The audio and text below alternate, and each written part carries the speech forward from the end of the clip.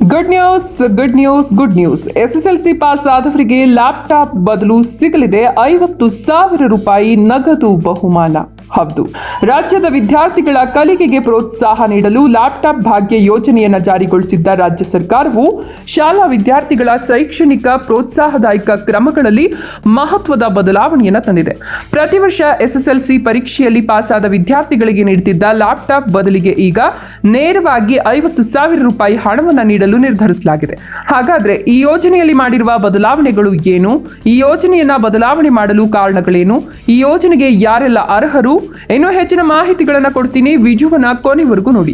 ಹಾಗೆ ನೀವು ಕೂಡ ವಿದ್ಯಾರ್ಥಿಗಳಾಗಿದ್ರೆ ಅಥವಾ ನಿಮ್ಮ ಮನೆಯಲ್ಲಿಯೂ ಎಸ್ಎಸ್ಎಲ್ಸಿ ಓದ್ತಿರುವ ವಿದ್ಯಾರ್ಥಿಗಳು ಇದ್ರೆ ತಪ್ಪದೆ ಒಂದು ಲೈಕ್ ಮಾಡಿ ಮತ್ತು ಇದೇ ರೀತಿಯಲ್ಲಿ ಉಚಿತವಾಗಿ ನೋಟಿಫಿಕೇಶನ್ ಮೂಲಕ ಮಾಹಿತಿಗಳನ್ನು ಪಡೆಯಲು ಚಾನೆಲ್ ಅನ್ನು ಸಬ್ಸ್ಕ್ರೈಬ್ ಮಾಡಿಕೊಂಡು ಪಕ್ಕದಲ್ಲಿ ಬರುವ ಬೆಲ್ ಮೇಲೆ ಕ್ಲಿಕ್ ಮಾಡಿ. ಹೌದು, ಲ್ಯಾಪ್ಟಾಪ್ ಬದಲು ಹಣವನ್ನು ಕೊಡುವ ಯೋಜನೆಯನ್ನ ಜಾರಿ ಮಾಡಿದ್ದು ಯಾಕಪ್ಪ ಅಂದ್ರೆ ರಾಜ್ಯ ಸರ್ಕಾರ ಪ್ರೌಢಶಾಲಾ ವಿದ್ಯಾರ್ಥಿಗಳಲ್ಲಿ ಸ್ಪರ್ಧಾತ್ಮಕ ಮನೋಭಾವವನ್ನು ಬೆಳೆಸಲು ಮತ್ತು ತಂತ್ರಜ್ಞಾನದ ಅರಿವು ಮೂಡಿಸಲು ಪ್ರತಿಭಾವಂತ ವಿದ್ಯಾರ್ಥಿಗಳಿಗೆ ಉಚಿತ ಲ್ಯಾಪ್ಟಾಪ್ ವಿತರಿಸುವ ಮಹತ್ತರ ಯೋಜನೆಯನ್ನ ಜಾರಿಗೆ ತಂದಿತ್ತು.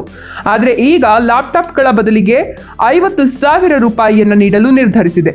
ಈ ಹೊಸ ನಿಯಮದಂತೆ ಶಾಲಾ ವಿದ್ಯಾರ್ಥಿಗಳಿಗೆ ನೇರ ನಗದು ವರ್ಗಾವಣೆ ಮೂಲಕ ಹಣವನ್ನ ಅವರ ಬ್ಯಾಂಕ್ ಖಾತೆಗೆ ಜಮೆ ಮಾಡಲಾಗ್ತದೆ. ಹೌದು, ಯಾಕಂದ್ರೆ ಲ್ಯಾಪ್ಟಾಪ್ಗಳ ಖರೀದಿ ಮತ್ತು ವಿತರಣೆಯಲ್ಲಿನ ವಿಳಂಬ ಹಾಗೂ ತಾಂತ್ರಿಕ ಸವಾಲುಗಳನ್ನು ನಿವಾರಿಸಲು ಈ ಕ್ರಮ ಕೈಗೊಳ್ಳಲಾಗಿದೆ. ವಿದ್ಯಾರ್ಥಿಗಳು ಈ ಹಣವನ್ನ ತಮ್ಮ ಇಚ್ಛೆಯಂತೆ ಮುಂದಿನ ಶಿಕ್ಷಣದ ಶುಲ್ಕ, ಪುಸ್ತಕಗಳು ಅಥವಾ ಅವರಿಗೆ ಬೇಕಾದ ಕಂಪನಿಯ ಎಲೆಕ್ಟ್ರಾನಿಕ್ ಸಾಧನಗಳನ್ನು ಖರೀದಿಸಲು ಬಳಸುವ ಮೂಲಕ ಹೆಚ್ಚಿನ ಶೈಕ್ಷಣಿಕ ಸ್ವಾತಂತ್ರ್ಯವನ್ನು ಪಡೆಯಲಿದ್ದಾರೆ. ಈ ಒಂದು ಉದ್ದೇಶದಿಂದ ರಾಜ್ಯ ಸರ್ಕಾರ ಮತ್ತು ಶಿಕ್ಷಣ ಇಲಾಖೆಯಿಂದ ಅಧಿಕೃತ ಆದೇಶ ಹೊರಡಿಸಿದೆ. ಹೌದು, ಈ ಯೋಜನೆಯ ಲಾಭ ಪಡೆಯಲು ಅರ್ಹತೆ ಏನಿರಬೇಕಪ್ಪ ಅಂದ್ರೆ ಮೊದಲನೆಯದಾಗಿ ಈ ಯೋಜನೆಯು ಕೇವಲ ಸರ್ಕಾರಿ ಪ್ರೌಢಶಾಲೆಗಳಲ್ಲಿ ವ್ಯಾಸಂಗ ಮಾಡಿದ ವಿದ್ಯಾರ್ಥಿಗಳಿಗೆ ಮಾತ್ರ ಅನ್ವಯವಾಗುತ್ತದೆ. ಎರಡನೆಯದಾಗಿ ಖಾಸಗಿ ಅಥವಾ ಅನುದಾನಿತ ಶಾಲೆಗಳ ವಿದ್ಯಾರ್ಥಿಗಳಿಗೆ ಇದು ಅನ್ವಯಿಸೋದಿಲ್ಲ.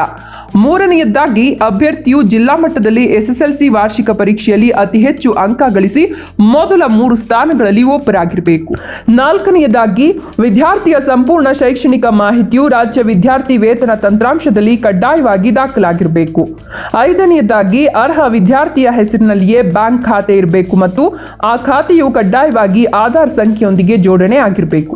ಹಾಗೂ ಆರನೆಯದಾಗಿ ಎಸ್ಎಸ್ಎಲ್ಸಿ ಪರೀಕ್ಷೆಯಲ್ಲಿ ಅತಿ ಹೆಚ್ಚು ಅಂಕ ಪಡೆದ ಅರ್ಹ ಫಲಾನುಭವಿಗಳನ್ನ ಶಿಕ್ಷಣ ಇಲಾಖೆಯ ಕಚೇರಿಯಿಂದಲೇ ನೇರವಾಗಿ ಗುರುತಿಸಲಾಗುತ್ತದೆ. ಹೀಗೆ ಆಯ್ಕೆಯಾದ ವಿದ್ಯಾರ್ಥಿಗಳಿಗೆ ಆಯಾ ಜಿಲ್ಲೆಯ ಉಪನಿರ್ದೇಶಕರು ಮತ್ತು ಕ್ಷೇತ್ರ ಶಿಕ್ಷಣಾಧಿಕಾರಿಗಳ ಮುಖಾಂತರ ಸೌಲಭ್ಯವನ್ನು ವಿತರಿಸಲು ಅಗತ್ಯ ಕ್ರಮಗಳನ್ನು ಕೈಗೊಳ್ಳಲಾಗುತ್ತದೆ. ಇದರೊಂದಿಗೆ ಪ್ರತಿಭಾವಂತ ವಿದ್ಯಾರ್ಥಿಗಳು ಈ ಸೌಲಭ್ಯಕ್ಕಾಗಿ ಅಧಿಕೃತ ವೆಬ್ಸೈಟ್ ಮೂಲಕ ಆನ್ಲೈನ್ನಲ್ಲಿಯೂ ಅರ್ಜಿಯನ್ನು ಸಲ್ಲಿಸಲು ಅವಕಾಶ ಕಲ್ಪಿಸಲಾಗಿದೆ. ಹಾಗಾಗಿ ಸರ್ಕಾರದ ಅಧಿಕೃತ ವೆಬ್ಸೈಟ್ಗೆ ಹೋಗಿ ಅರ್ಜಿ ಸಲ್ಲಿಸಬಹುದು. ಧನ್ಯವಾದಗಳು.